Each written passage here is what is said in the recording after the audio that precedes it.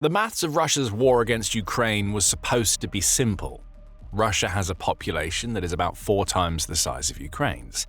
All that Putin would have to do is throw so many soldiers at Ukraine that its defenses collapse and the so-called special military operation would be complete. It's an equation that has worked well for Russia in the past, but Ukraine has broken the maths of Russia's war by causing a catastrophic death toll that is collapsing Putin's front lines. We'll get to why all of this is happening to Russia later in the video, but first there are a couple of headline statistics that showcase just how brutal Putin's war has been and continues to be on the Russian military. And the first of these statistics shows just how draining the Ukraine war has been on the Russian military. Russia is officially losing around twice as many soldiers per month in Ukraine as it did in its decade-long war in Afghanistan. The Ukraine meat grinder has reached such immense efficiency that it's destroying around 35,000 of Russia's soldiers per month.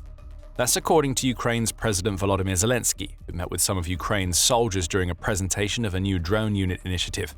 There, he delivered the statistic, in addition to pointing out that Russia's fatalities had risen considerably month by month during 2025. TVP World provides a few more details, noting that Ukraine's president said that Russian fatalities rose from 14,000 per month to 35,000 over the course of the previous year.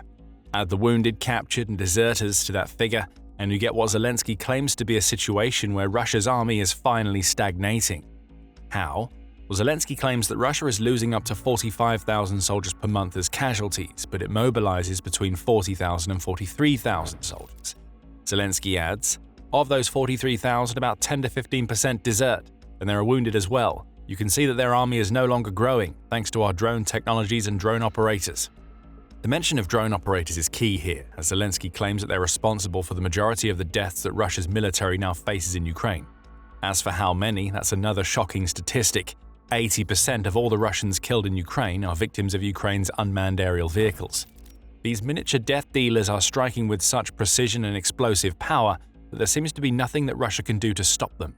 By the way, we've published a video covering what Ukraine's conducting 80% of its strikes against Russia's targets using drones means both for Ukraine and Russia. Check out that video if you want more detailed insight into this particular statistic. Russia losing more soldiers in a month in Ukraine than the 15,000 it lost during the entire Afghanistan war is bad enough. But the second statistic we have to share makes things so much worse for Russia. You may have noticed a little hint in something we said earlier. We told you that Zelensky claims that Russia is experiencing up to 45,000 casualties per month. However, we also said that December saw Ukraine's drone operators kill 35,000 Russian soldiers. If something seems a little off about those numbers, you're correct. Russia's ratio of dead to wounded is horrendous, and it's another major reason why the maths of Putin's war simply isn't working. Traditionally, the expected ratio of deaths to injuries that a military is expected to experience during a war is 1 death for every 3 wounded. That number doesn't come from nowhere. It's based on the average killed to injured ratio seen during World War II, which is the bloodiest conflict to have ever engulfed the planet. The ratio, though a solid basic measuring stick, doesn't account for advances in modern warfare and medicine. New strategies and better medical procedures mean that a modern military typically experiences a ratio of killed to wounded that is far more favorable. For instance, the US ratio during the conflict in Afghanistan was about 1 dead for every 10 wounded, and it went down to 1 dead for every 13 wounded among the US Marines. Russia, as supposedly one of the world's strongest military powers, should be at least able to keep the 1-to-3 ratio seen during World War II. It isn't. And it's so far away from that ratio that it's seeing far more of its soldiers being killed than injured in Ukraine. That wasn't the case during the first couple of years of the Ukraine invasion. Up until the spring of 2024, Russia was roughly sticking to the 1-to-3 ratio that was seen during World War II. Again, this was far from a good performance. With the supposed strength of its equipment, Russia should have had a much better ratio. However, it was at least hitting 1-to-3, which would have meant that Putin's maths would eventually add up. After all, a wounded soldier can be returned to the battlefield at some point, assuming their injuries aren't so severe that they're permanently disabled. Add mobilized recruits and contract soldiers to these returning troops, and Russia sits pretty in a situation where it can continuously replenish its losses, putting Ukraine under massive amounts of pressure in the process. However, the spring of 2024 is where it all started to go wrong for Russia. Slowly but surely, Russia's ratio of dead to wounded started to get worse. Gradually, it progressed, hitting 2-to-3 and then 3-to-3. Finally, by the end of 2025, there will have been a complete reversal in what any modern military would expect to see. Russia was losing more of its soldiers to death than to injury. Specifically, the Russian death toll amounted to 56% of the country's total casualties by the end of 2025, giving it a ratio of 12 killed to every 10 wounded. We could also write this as 6 dead to every 5 injured, but either way, this is terrible news for Russia. Zelensky's comments about the scale of Russia's losses being unsustainable are now seen in an even harsher light from the Russian perspective.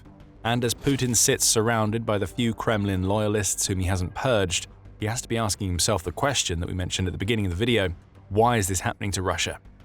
The Russian military's general incompetence and reliance on attritional strategies that naturally lead to casualties aside, there are 2 major reasons why its dead-to-injured ratio is so bad, and the first of those reasons is likely the one you expect: Ukraine's drones. What we've seen over the course of the Ukraine war, and especially during the last couple of years, is that drones have replaced artillery as Ukraine's most efficient weapon. In terms of sheer numbers alone, Ukraine's drones represent an ever-present threat to Russia's forces. 2025 alone saw Ukraine plan to build at least 2.5 million drones, and it may have reached a production capacity of 4.5 million by the end of the year. Those drones, as we noted Zelensky pointing out earlier, are killing Russians in record numbers because they are much more precise and deadly than artillery. Don't get us wrong, if a Ukrainian artillery shell scores a direct hit on a Russian soldier, that soldier will be turned into a bloody mess. However, as Ukraine Today points out, that's not what often happens with artillery. More often, a shell strikes the ground in the general vicinity of its target, with the explosion firing off shrapnel in all directions. This shrapnel is dangerous, it can kill. However, it's also very possible that the shreds of shell metal cause injuries rather than fatalities. Drones are very different, at least in the case of the FPV drones that Ukraine is using to inflict most of the Russian military's deaths. FPV drones trade power for precision. Yes, their explosive payloads are smaller, but these drones are cheaper to build than artillery and can be flown directly to a target, striking with such a high level of precision that the target is more likely to be killed. Combine that precision with the sheer number of drones that Ukraine has in its arsenal, and you get an ever-present threat that is more effective at killing than artillery has ever been. It's this efficiency that has led to 80% of targets that Ukraine destroyed being taken out by drones in 2025. Drones have even started to help Ukraine carry out the sorts of tasks previously entrusted to artillery. For instance, artillery has always been useful in suppressing the movement of troops and vehicles. Artillery that targets key choke points into which a defending force leads an aggressor is a tactic that is as old as artillery itself. And though Ukraine still uses its artillery for this purpose, its drones have also been getting in on the act. Now, a Russian unit that gets corralled into a location that artillery is targeting also has to deal with being bombarded with FPV drones. The artillery creates panic and causes some casualties. The drones take a more precise approach and can even be used to pick off injured Russian soldiers who might have otherwise survived their shrapnel wounds. And that brings us right to the second reason why so many Russian soldiers are being killed, that its dead-to-wounded ratio is so skewed. But before we go deeper into that, if this is the kind of insight into military strategy that you enjoy, make sure that you're subscribed to The Military Show. We break down what's happening like this in daily videos. The Ukrainian battlefield being so saturated with drones doesn't just mean that more soldiers are being killed in precision strikes. Evacuation of the wounded has also been made incredibly difficult, which means that soldiers who might have survived an artillery strike, for example, are more likely to be left behind in the dirt than saved by their comrades. Ukraine is deploying a heady combination of strike and reconnaissance drones, the latter of which do a stellar job of tracking and recording any movements that Russia's forces make over open terrain. Once Ukraine knows where the Russian forces are going, it can strike. And when the initial strike is over, its reconnaissance drones can continue their never-ending watch, allowing Ukraine to react if Russia tries to send evacuation teams in to rescue the wounded. The results of this on Russia's manpower are catastrophic, so stick with us to the end to find out how bad that predicament is for Russia. As for Ukraine's proliferation of drones, they eat into something that is known as the golden hour. In military terms, the golden hour refers to the period after a soldier sustains an injury in which they need to be evacuated to a medical facility to ensure their chances of survival are as high as possible. Ukraine's drones have eroded this concept of the golden hour for Russia's forces. Now evacuation teams don't really have the choice of evacuating casualties as soon as possible. They have to wait for a break in Ukraine's drone wall, assuming one ever comes, before they even have a chance of tending to the wounded. In short, it's taking far too long for Russia to evacuate its injured soldiers, and every minute counts in these types of situations. Not that Russia was particularly good with evacuations before the changes that we started to see in 2025. In July 2024, Medusa reported that Russian military doctors were already saying that soldiers who could have been saved were instead dying in the ditches and mud of Ukraine. You wouldn't have known that if you listened to Russia's defense ministry. It claimed the mortality rate for soldiers who died of injuries from which they could have been saved was only 0.43% in 2023. This relates to soldiers who received some form of medical assistance but died anyway. However, the ministry's own doctors used a different metric, called potentially savable soldiers. And under that metric, at least 5.2% of the Russian soldiers who died in 2023 of treatable injuries did so without receiving any form of medical help. That's the problem. Even if it was true that only 0.3% of soldiers who received treatment were dying, the fact that 5.2% of Russia's deaths were happening because soldiers didn't receive treatment was indicative of an evacuation problem that had nothing to do with Ukraine's strike and reconnaissance drones. Some in the Ukrainian military have seen Russia's inability to evacuate its soldiers firsthand. In August 2024, Espresso.Global spoke to the staff sergeant of Ukraine's 13th Operational Brigade Charter of the National Guard, Kirilo Duchko. He said, "The enemy does not take away its killed personnel. They're lying in the middle of an open field. I'll tell you more, the Russians do not even evacuate their wounded. Accordingly, the wounded are either dying themselves or the Ukrainian defense forces are helping them." And Duchko is far from the only person to point out this strange concept.